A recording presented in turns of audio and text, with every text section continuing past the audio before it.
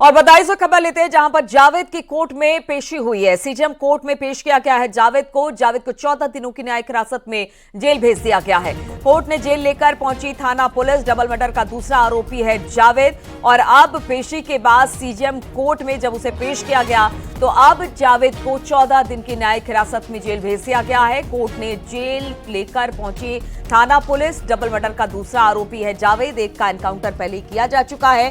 जावेद अब 14 दिन की न्यायिक हिरासत में है। जेल लेकर गई है उसे पुलिस और अब उससे पूछताछ की जाएगी। 14 दिन की न्यायिक हिरासत मिली है। सीजेएम कोर्ट में जावेद की पेशी हुई थी। कल जिस तरह से जावेद सामने आया था, उसने अपनी बात रखी थी, लेकिन फिर वहां पर पुलिस पहुंची, उसे लेकर बदायूं पहुंची और इसके बाद आज उसे कोर्ट में जब सीजेएम कोर्ट में पेश किया गया, वहां से 14 दिन की न्यायिक हिरासत में से भेज दिया गया है। अब कोर्ट से जेल लेकर पुलिस पहुंची है। डबल मर्डर का दूसरा आरोपी है जावेद। पहले को पुलिस ने एनकाउंटर में मार गिराया था और ये दूसरा आरोपी है जिससे अब पुलिस की पूछताछ भी होगी और अब न्यायिक हिरासत में अब देखना होगा कि किस तरह से ये मामला पूरा आगे बढ़ता है।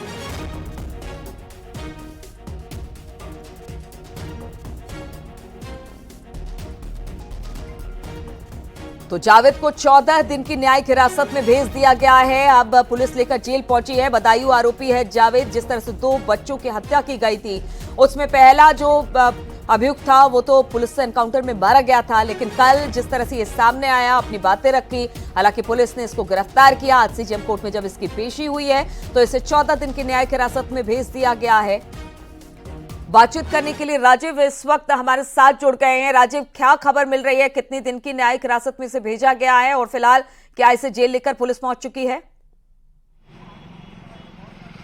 देखिए, बीते मंगलवार को बदायूं में 2 मासूमों की निर्मम हत्या की गई थी, जिसके बाद जहां पर एक हत्या आरोपी की मौके पर ही कुछ देर बाद एनकाउंटर में उसे मार गिराया गया था, तो वहीं दूसरे आरोपी को भी कल आत्मसमर्पण के बाद उसे पूछताछ की गई है और आज उसे सीजेएम कोर्ट में पेश किया गया था, जहां से 14 दिन की न्यायिक हिरासत पर उसे जेल भेज दिया गया है। हालांकि अभी भी इस पूरे मामले में हत्या का मुख्य कारण क्या था, इसकी जानकारी नहीं हो सकी है, इसका पता नहीं लग सका है। हालांकि विश्वसनीय सूत्रों की माने तो जो पूछताछ हुई है उसमें कई तथ्य अन्य सामने आए हैं, जिसको लेकर अब लगातार जो पुलिस है उसकी पुष्टि करने पर जुटी हुई है। हालांकि जो दावा किया जा रहा था, जो मुख्य हत्या आरोपी साजिद था, उसका भाई जावेद, जो कि कल बरेली में उसने आत्मसमर्पण किया और उसके बाद पहले बरेली पुलिस और फिर बदायूं पुलिस उसे लेकर आई थी, उससे रात भर पूछताछ हुई है और जो उस पूछताछ के आधार पर पुलिस का कहना है कि जो जावेद ने बताया है उसके मुताबिक साजिद जो था वो मानसिक रोगी था, वो कहीं न कहीं अपनी पारिवारिक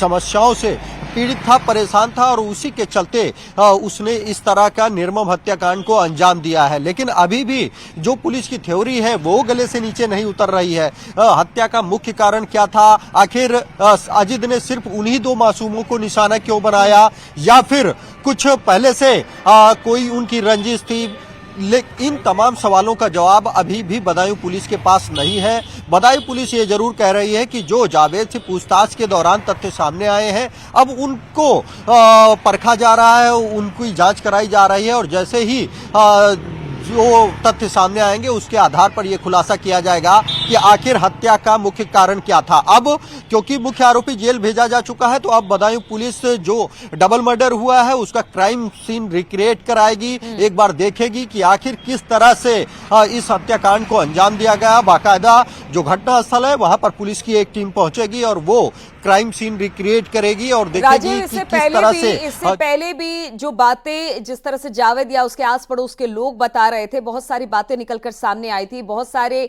बातों को कहा गया था, लेकिन जब एक एक कर इसके सबूत खंगालने पुलिस ने शुरू किए तो पहले तो ये बताया गया कि जो जिस पत्नी को लेकर वो पैसे मांगने गया था वो प्रेग्नेंट ही नहीं है। तो बहुत सारी ऐसी बातें हैं जो सुनने में सामने आई। पुलिस ने जब उसे देखा तो वो गलत निकला। ऐसे में अब जब जावेद से पुलिस पूछताछ कर चुकी है, हालांकि वो न्यायिक हिरासत में अब जेल पहुंच गया है, लेकिन जो भी जानकारी होगी उसकी तस्दीक पुलिस कर लेना चाहेगी, क्योंकि जब कोर्ट में तमाम सबूत रखे जाएंगे तो पता लग पाएगा कि आखिर किस तरह से इन दोनों भाइयों ने इस डबल मर्डर को अंजाम दिया।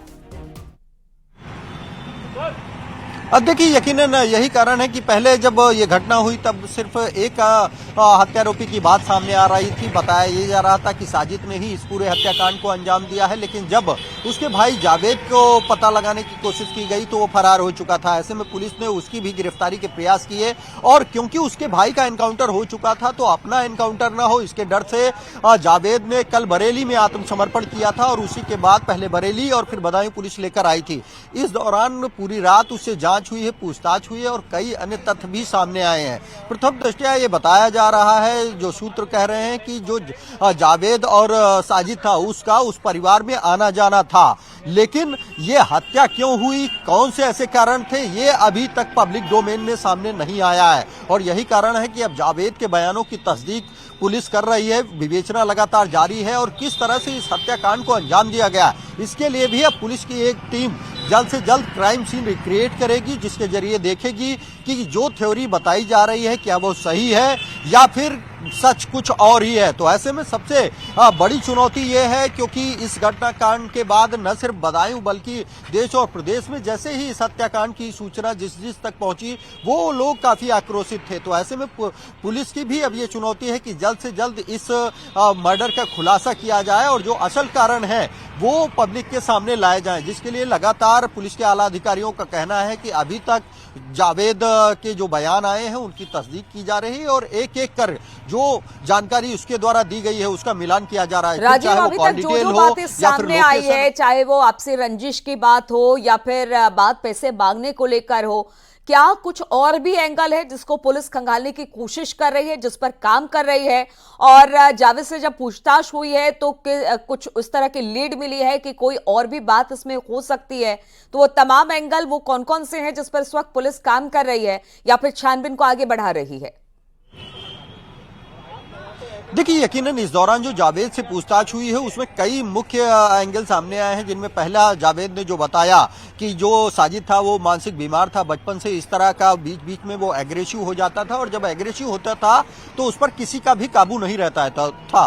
तो पुलिस ऐसे में इस बात की तस्दीक कर रही है कि अगर वो मानसिक रोगी था तो क्या उसका कहीं इलाज कराया जा रहा था या फिर कोई डॉक्टर उसके टच में था। दूसरा ये भी बात सामने आई थी कि उसके जो माता पिता हैं वो साजिद को लगातार जो दरगाहें हैं, चाहे वो बड़ा दरबार हो, छोटा दरबार नाम की जो दरगाह है वहां पर ले जाते थे, तो क्या इसके पीछे कोई तंत्र मंत्र या कोई अन्य एंगल तो नहीं जुड़ा है। तीसरे जो बात सामने आ रही है कि जावेद और साजिद का उस परिवार में लगातार आना जाना था, तो ऐसे में उनकी कॉल डिटेल भी खंगाली जा रही है और ये पता लगाया जा रहा है कि क्या कारण था कि आखिर साजिद जो विजय के बेटे हैं उन पर इतना एग्रेसिव हुआ कि उनकी निर्मम हत्या कर दी। तो तमाम ऐसे पहलू हैं, अनसुलझे सवाल हैं जिनका जवाब अभी तक पुलिस को नहीं मिला है। ऐसे में क्योंकि साजिद एनकाउंटर में मार गिराया गया है तो अब सिर्फ और सिर्फ जावेद और जो पीड़ित परिवार है वही है जिनके बयानों के आधार पर, जिनकी जानकारी के आधार पर पुलिस इस हत्याकांड का खुलासा करना चाहती है। और जो तमाम सवाल बिल्कुल, तो दो बच्चों की निर्मम हत्या कर दी, आरोपी अब पकड़ा गया है और अब किस तरह से पुलिस अपनी जांच को आगे बढ़ाती है